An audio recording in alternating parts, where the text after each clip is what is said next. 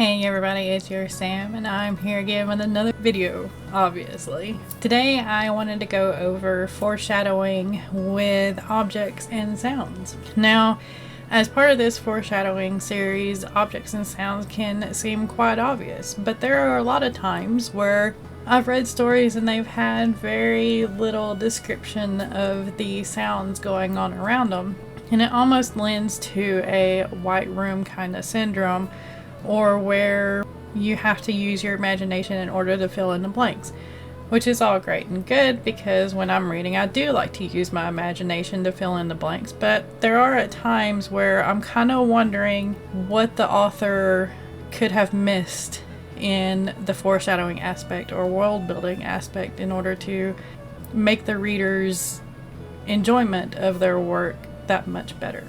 And there's always a fine balance between too much information and white room syndrome. You want to be there somewhere in the middle. And why not use some of these things that you may need to describe as foreshadowing elements or symbolism in your story? As far as objects go, you don't want to describe every single object that's going to be in someone's room, especially if they're a hoarder. You can't really name all the objects that are probably in that room. But there are some things that your main character or other side characters or the narrator of your story can mention that can lend to some symbolism and foreshadowing in the story. Some of these objects are like the famous Chekhov's gun. If there is a gun in the scene, then you know that within a couple more scenes, if not a little bit closer, that the gun is going to go off. And if it doesn't, the reader kind of wonders why the gun was in there to begin with. It's kind of misinformation.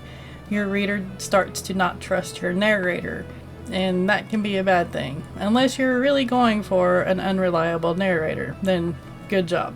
But another example, if Chekhov's gun doesn't really quite work out for you, is maybe your main character finds a feather and it's pretty and orange or red, and you're writing a fantasy. Maybe that feather means that later on there's going to be a phoenix that appears, and maybe that phoenix has a very important message for your character, and that's part of the inciting incident. It could be a part of a great change for your character, or it could just be nothing at all. It could be their mom calling to them for supper.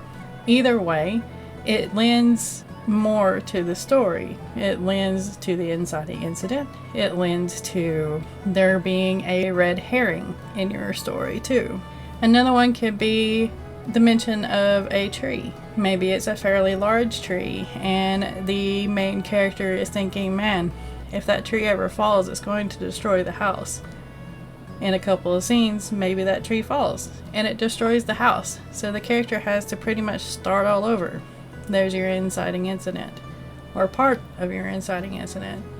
Or maybe that tree is an ent and it starts talking and sharing its wisdom with your character, if you're writing a fantasy. If you're not, that'd be kind of weird. You can always watch my video on trees and shrubs to kind of gauge what that tree could mean if it's a particular species, or do your own research too. Another one is a rabbit. If a character sees a rabbit, especially if they are a woman, maybe she becomes pregnant a little bit later and it's part of a secret baby romance that you're writing. Or it could be that her grandbaby is going to be on the way and she has to run around town and try to figure out how to get ready for this baby. Or maybe a baby just appears on her doorstep. Who knows? But rabbits usually do mean some kind of prolificness of some sort. If a character is playing with a cross on their neck, or they pass by a cross that is fairly large, or it just stands out to them, maybe they have some trials and tribulations or torture coming their way. Or crosses do mean a little bit of steadfastness and test of faith as well. Another item that you might could use, depending on the era, is a blank slate.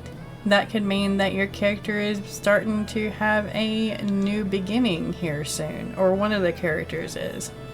Or it could be at the end of your book and your character is going to move into a new adventure or a new way of life in the sequel.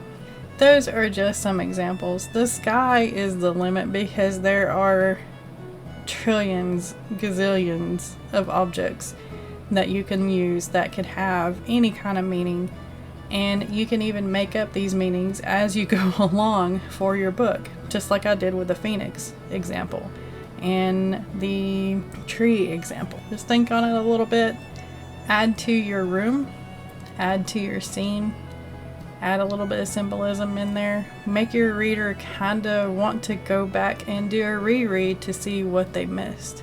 And that, my friends, is how you keep your readers. Now next is sounds. And like I said, there's a lot of books that I've read that barely focus on sound. And sound is kind of hard to describe. I give you that. I have problems with it too. But sound can be used in a lot in symbolism and foreshadowing, and just to help the reader visualize and live in your book. One of the sounds that your character or narrator may mention is the sound of water. Water can have several different meanings. It can mean that something's going to be washed away, like sins, or the old way of life, or a thought, or a way of thinking. It can also mean that maybe one of the characters is going to drown, and that changes the life of the other characters around that particular one. It can also mean that maybe your main character meets their love at a waterfall, just randomly, by chance, a meet cute. Another one can be a wolf howl. Now, a wolf howl is a very beautiful thing to listen to, but you can use that as a calling. Your character is being called to action, or your character is going to find themselves really lonely here soon. Because if a wolf is howling, that means that they're communicating. And sometimes they're just kind of trying to find the pack. Maybe your character or narrator mentioned a gunshot in the story. Maybe your character hears a gunshot and later on they find out that their dad was killed, or something happened to somebody that they know, and all of a sudden they become a civilian detective in the way of all the cops and all that good stuff. Maybe it means that there's going to be a new thing that happens because there used to be gunshots at the beginnings of races, and maybe your character is going to have to run towards something that they weren't quite expecting. Another sound that is quite common, especially if you're writing, contemporary, I guess, is a car starting up. Maybe your main character is a teenager, you're writing young adult, and they hear a car start up, and maybe it wakes them up of a morning, and a few scenes later, their parents give them their first car. Or a few scenes later, and their own car won't start. It's a little bit of foreshadowing. With sounds, just like objects, and just like anything else that I have covered in this foreshadowing series, there is a ton of information out there, and there is no way that I can make enough videos to go over all of it without boring y'all to tears. But I just wanted to give you a few pointers, make you think a little bit, and maybe inspire you to add some of these or something different to your writing that can add to your reader's enjoyment of your work. Thank you for watching as always, and if you have learned anything from this, make sure to comment down below, give this video a like. I do videos every Sunday and Thursday, and I also do live streams every Thursday morning at 9 a.m. Eastern Standard Time. And I am very happy to share what information I have in this little head of mine with you, and to share my endeavors in becoming a published author, as well as being a creative with mental health issues such as depression and anxiety. Thank you again for watching. As always, be kind to one another, stay safe, keep writing, keep being creative, and I will see you next time.